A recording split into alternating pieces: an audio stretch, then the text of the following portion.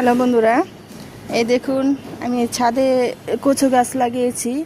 এটা মূলত আমি কচুর মুখী লাগিয়েছিলাম, মুখী থেকে গাছটা হয়েছে। এখন ভাবতেছি ছাদে কচু গাছ কিছু লাগাবো। আপাতত শাক তো খেতে পারবো কচু গাছ লাগাইলে।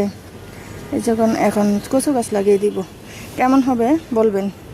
আরও আছে গাছ দেখাবো। এখানে আছে বোম্বাই মরিচের গাছ। তা মরিচ গাছে একটা মরিচ ধরেছে, এর আগেও মরিচ পেড়ে খেয়েছি। আর এখানে সাথে করলা বিচি দিয়েছিলাম, বিচি থেকে গাছগুলি হয়েছে, মরিচ গাছের উপরে উঠে এসেছে। তা এই মরিচ গাছটাতেও ফুল এসেছে আলহামদুলিল্লাহ। এখন মরিচ হলেই ভালো হয়।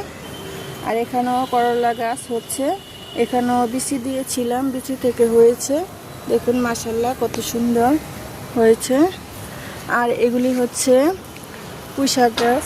পুঁইশাক গাছ থেকে অনেক পুঁইশাক পেড়ে খেয়েছি, আরও কিছু ডগা বের হয়েছে। আর এখানে হচ্ছে মিষ্টি আলু শাক, মিষ্টি আলু লাগিয়েছিলাম, এখান থেকে শাক হয়েছে, শাকও পেড়ে খেয়েছি, আবারও নিয়ে খাওয়া যাবে। আর এখানে আছে একটা পাথরকুচি পাতা গাছ, আমি একটা পাতা লাগিয়েছিলাম, পাতা থেকে মাশাআল্লাহ 2-3টা গাছ হয়েছে। আর আজকে লাগিয়ে দিলাম এই ঘাটকোল কচুটা, এটা খেতে খুবই সুস্বাদু। এটা অনেকেই খায় না, আবার অনেকেই খায়। আর এখানে আরেকটা পুঁইশাক গাছ লাগানো হয়েছে। তো এইভাবে লতের মতন বেয়ে যাচ্ছে। তা কেমন লাগলো আমার ছাদ বাগানটা? ভালো লাগলে লাইক কমেন্ট শেয়ার করে দিবেন।